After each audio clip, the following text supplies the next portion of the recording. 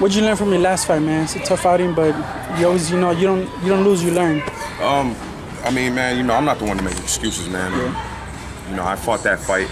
I went into that fight with a real bad sinus infection, man, and I should have pulled out. I should have, called out the fight. A couple of my people, they told me to, but it was such a huge event, man, and, so close, like, I just couldn't do it. It was like the day before the weigh-in, I was, spitting up, blood and mucus and stuff like that. So that was more so what really, drained me. I was taking like antibiotics and amoxicillin, all that stuff. And that's what I learned from that. It wasn't more so about the fight itself, because I know what I can do. My team knows what I could do, but it was more so learning, like, never to go into the fight, less than 100%. You may not be 100% physically in terms of, your hands or, your legs or whatever the case may be, but you never want to go in, fight sick, so that's what I took out of that, man. What do you want next, man? You want a fight that's gonna ease you back in there after this, or do you want to just go in there and start? What are you really looking for? 2018, man. January just passed. The year's young. Yeah. You're young. Your career's ahead of you. What do you want next? Whatever my team has in store for me, man. I trust Mayweather Promotions, and obviously guide my career in the right way. So whatever they have next for me, man. Of course I want to rematch with the guy. And at 100%, because I feel like that fight gave a lot of people the wrong impression about me and my skill set. But at the end of the day, man, I know what it was. So I didn't hang my head too low about that. But hopefully, man, we could do it again, man. I would love to fight him again. He's not a bad fighter. He's a solid fighter. So I'd love to fight him again. Speaking of Mayweather Promotions, man, obviously named after the great Floyd Mayweather Jr. Yeah. Being his fighter, man, is only right. People are gonna ask you what's going on at the TMT gym. What's going on with Mayweather, man? He's putting up these cryptic videos. He's in the octagon. Can you share anything about that, man, with us, man? Do you know anything at all about that situation? Man, I have no clue about that, man. And I'm being honest, man. I only see what he puts up himself. I don't know anything about that. And whatever Floyd decides to do, man, that's on him.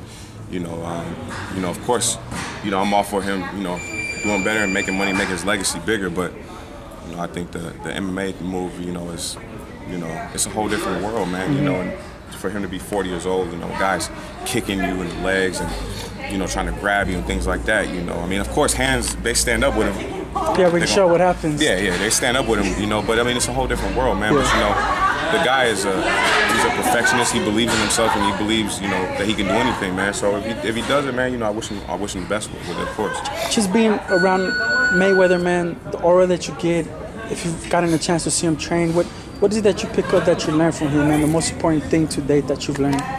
With him, man, it's just that laser focus, man. Obviously, everybody knows about his work ethic. I mean, it's second to none. You've never seen nothing like that, but what I learned from him over the years more so is just his focus from when he opens the gym door to walk in the gym to when he leaves the gym, man. He's not, he's friendly outside the gym, but when he comes in the gym, man, he's all business. And, even with, hundreds of people in the gym, the guy's just like a laser when he walks in there. He's just focused on where he's going. Yeah.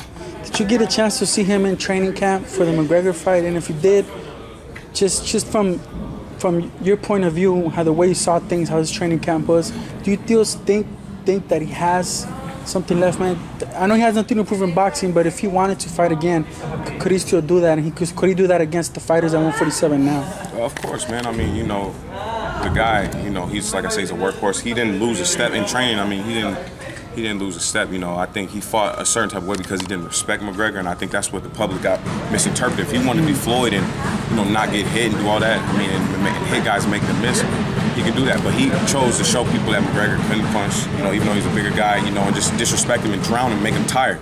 That's so. I mean, of course, if you walk into a guy and you're not, he was just walking straight to him. He was. I mean, he wasn't really trying to do anything else but just walk him down, and dude is punching and you're not really punching him. Floyd just touching him when he gets to him, touching him to the body, touching him on top. I mean, of course you're gonna get hit a few times, but the guy was looking like I told him one day I seen him train. I said, man, you look like you're in your 20s. And he just started laughing. Yeah. And so I mean, of course, man, he can compete with the guys at 47. Do I think he should? No, man. His legacy is cemented, man. I think he should go out on top.